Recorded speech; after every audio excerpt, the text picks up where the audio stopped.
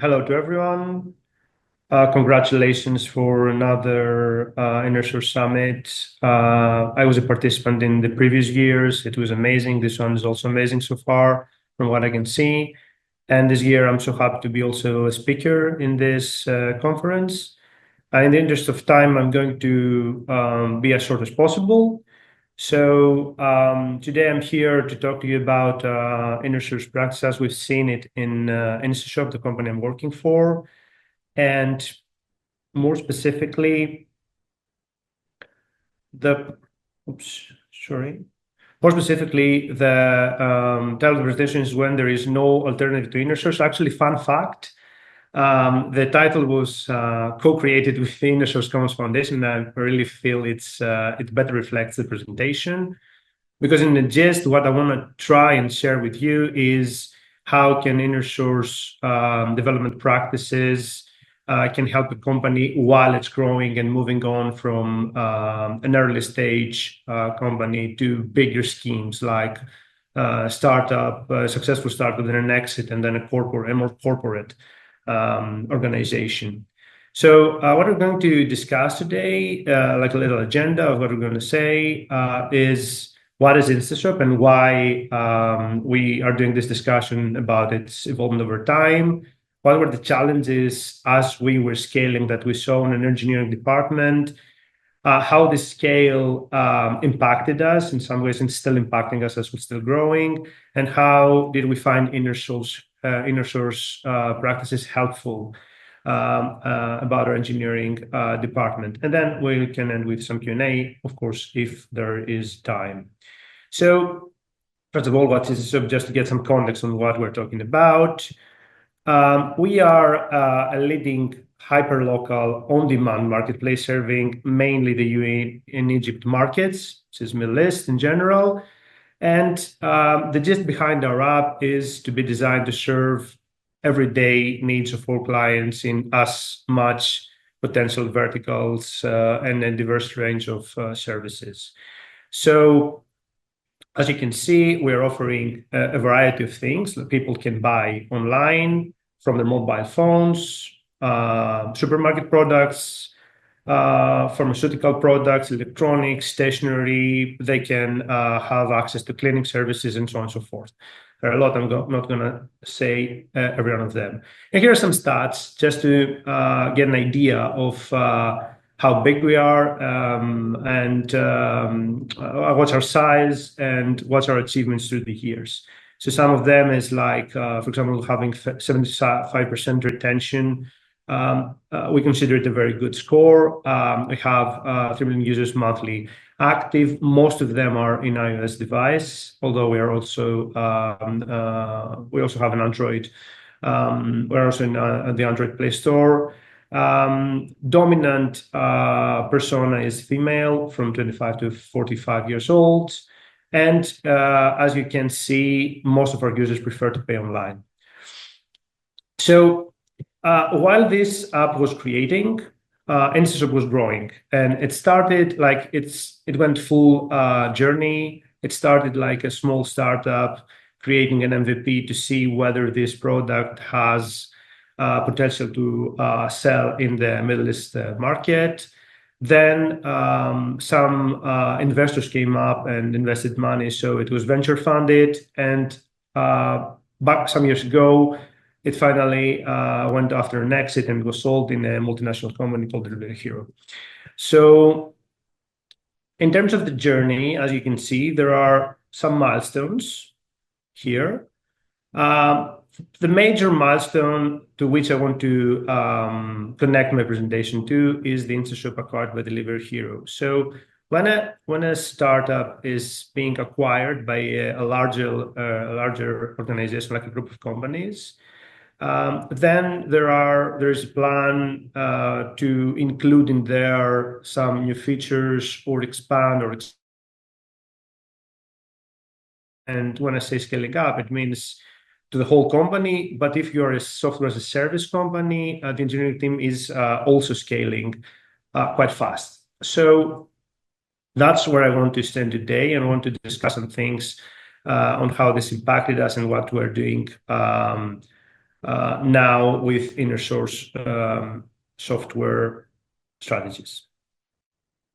So as the company evolves, as a software as a service company evolves, there are different things that we're after, depending on the stage we are. For example, when you're an early stage startup, we're mainly focusing on showing to our investors that it's good for them to put the money on us. We are building something that it's needed, that it has potential to reach the market and stuff like that. So we're starting with some KPIs based measure of growths, and we are trying to scale production, like get up there and start having clients to validate the need for our product. Then in the second stage, where we are finding some first series of funding, we're in the venture funded stage. Our goal slightly changing. We're trying to extend a bit our team to be more complete, have a better sales department, reach out as much audience as possible, make sure our product is scaling also smoothly in order to have the least possible, bugs and drawbacks. Scaling the infrastructure is starting becoming a problem here, but not a very big one. And of course, after the first funding rounds, you start to building a more corporate structure, adding some layers in middle management or low management. Now, when you become corporate, like you are either attracting a bigger player to do an exit, or you are considering doing an IPO, which is not the case with InstaShop, but exit was the case. You're starting having other kinds of needs, like, for example, focus on performance and not just potential, expand the business in even more verticals or markets if possible, and stuff like that. We are interested in expanding our organic growth so that we have acquisition of new users that will become loyal users and stuff like that.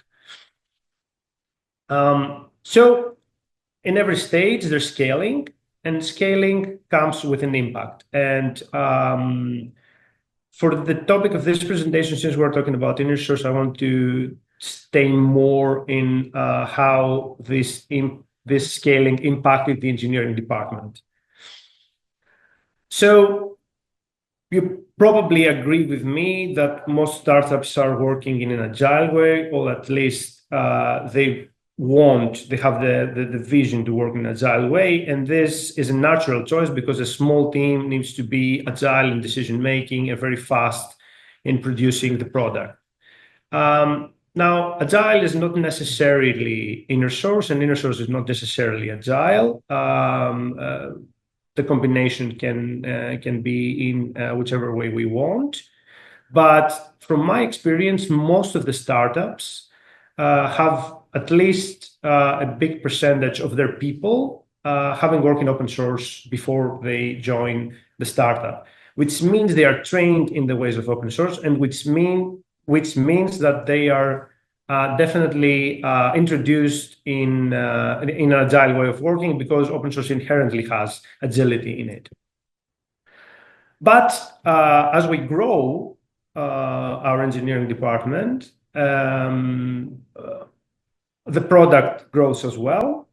New people are entering the team. There needs to be some grouping or some hierarchy or some structure or some. We need to start creating engineering realms, technical domains. We start introducing leaders to some teams that are having a bigger territory to cover. And that's where some agile and the patterns started to kick in. I've put here some of them that we've seen over the years, and we're trying to, mitigate. Like, for example, some companies, although they're saying they're agile, they are more likely doing a waterfall like approach. So it is agile in terms of have sprints or anything, but inside them, we're actually doing waterfall. Some of you might have experienced that in your own companies. Agile in the name only, which means that we're calling it agile, but it doesn't work that way. Analysis paralysis. This is actually an anti-pattern that comes when we're growing the management layer of the company, where different people need to come to the table to make a decision, and we're overanalyzing. So this is leading to us not moving forward as fast as we would like in production.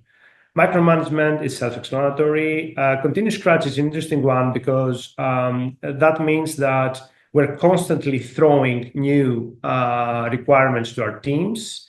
So they're constantly in a reactive way of getting them and trying to executing them as fast as possible. This is a very, very common anti-pattern in startups that are growing fast because they're trying to maintain the speed they have as startups. But in a bigger and more complex realm and territory. Lack of prioritization comes as a byproduct of other anti-patterns that we discussed before that. Sprint overcommitment is also a very usual anti-pattern. Or sprint interruptions, like we're doing the sprint, an emergency comes, we put it in the sprint in the middle of it, and then it becomes a priority. Silo teams is an anti-pattern that you might or might not find in a startup that's growing. And essentially, this is connecting, in my experience from the companies I've been and now at InstaShop, with what's the culture of the team, what was the culture of the team when it began. So if the team originally started as a small group of people that they were creating everything, like, for example, in InstaShop, then the visibility is shared from the beginning with everyone. And gradually, as the teams are growing, they are not siloed, but communication is happening all around the place. And usually, everyone has access to more of the code repositories, for example, or they can have access if they need it, like request it, and they get it. There is no rule of, limiting the visibility of specific people or engineers in specific places. And finally, overemphasis on metrics. This can be both a problem for a big company and a startup, depending on what are their goals. For example, if I'm a startup and I'm trying to convince investors to invest in me, I might overemphasize on getting the metrics to persuade them that what I'm creating has value. And then I'm running after numbers instead of really making my product better. Or if I'm a big company, I want to promote myself out there as a major player in my industry, and I'm trying to prove that from numbers. And then I might be looking at the numbers very emphatically, to prove that point rather than setting the stage and then moving forward, if that makes sense. Now, next slide is, I put it because more like I think that while I was having my journey in InstaShop, because we have now multiple stakeholders, as I will show you later on, there is a problem of which we call in literature the iron triangle problem. Maybe you have heard of it. It's the better, sooner, or cheaper discussion. So if you want something to be delivered sooner, it won't be cheaper, or it won't be of better quality. In the general sense, you can only have two of the three that I'm saying: better, sooner, cheaper. You can have it better and sooner, but it won't be cheap, or soon and cheap, but it won't be of high quality, and so on and so forth. So Ken Beck, at some point, I was reading his blog, came out with this argument that there is a fourth dimension in this problem that we are rarely taking under consideration. Disclosure, I fully agree with him. I've seen it happening, and that's the scope. So all of the three other parameters can significantly improve if we put in our equation the matter of scope. So if I reduce the scope, maybe I need less time to do something. If I reduce the scope, I don't need that much resources to do something. And if I reduce scope, I understand better the problem, so I can go to a solution with better quality. Of course, reducing the scope is not like a panacea. We do it and it solves all the problems.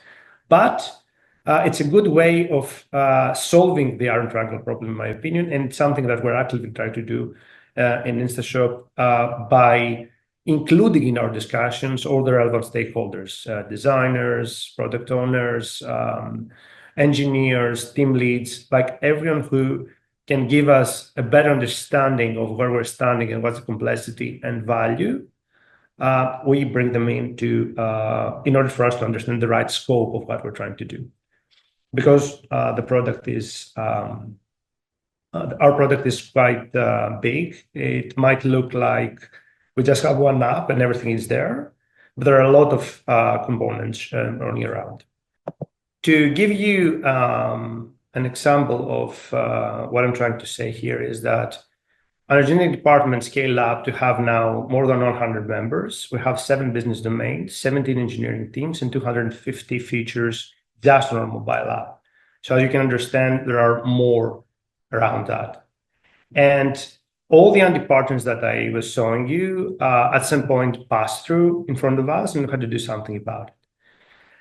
What I was saying right before I speak with Gerald for time management was that we're trying to craft our team in a way that communication can be transparent and both ways. So you're having the engineering realm, we have the business realm, and in the middle, we're putting stakeholders that can be communicators of that. So that's where InnerSource comes in play. And I'm going to pass the couple of slides that I put in order for us to understand what's InnerSource and InnerSource pattern. I guess more participants are familiar with that. So here, for example, are 10 patterns from InnerSource pattern. They are included in the book that helped us, or variations of them, because some things we're doing a little different in InstaShop, that help us overcome the patterns I showed you before. I'm going to go quickly over them, and then we're done. So start as an experiment is the main thing we're doing in InstaShop. Everything we want to try, we try to do it fast, get it out there, either it fails or it succeeds, and then we move on by correcting it. We are using retros to get all the relevant stakeholders in one room once a week to discuss the important things we have been doing and to move on. We're focusing on documentation, a single source of truth. We are trying to make our people feel happy with the work they're doing and they are recognized. We are using PRDs as a transparent cross-team decision-making process. These are mainly curated by our product managers. And right now we've started doing some cross-team project evaluation, which means we're bringing different stakeholders of the teams working together to tell us if what we're designing has value. The things we are still trying to better attend to is our communication tooling, because a lot of teams, as I said, 17 teams have their own way of working. So we need, so naturally there were different communication processes in those teams. We're trying to have a cohesive way, and we feel that the InnerSource way can help with that as well. And finally, we would like to end up by moving on in a maturity model that will allow us to be better every time. And QA. So I was on